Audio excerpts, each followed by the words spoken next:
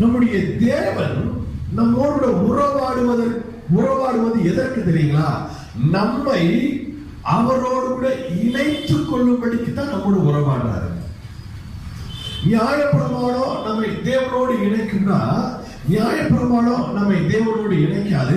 நியாயப்பிரமாணம் சொல்லும், நீ பாவியா இருக்கிற, அவர் பரிசுத்தமா இருக்கிறாரு, நீ வெளியே தான் நிக்கணும்னு சொல்லும்.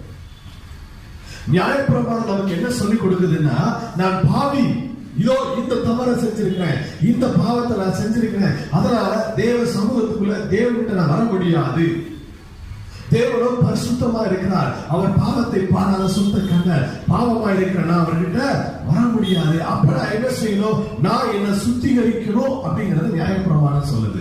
நான் சுத்திகரிக்கிறதுக்கு சில காரியங்களை செஞ்சாதான் நான் தேவ சமூகத்துக்குள்ள வர முடியும், தேவ சமூகத்தோடு நிற்க முடியும், தேவ சமூகத்துக்குள்ள வர முடியும். நியாயப்பிரமாணம் நமக்கு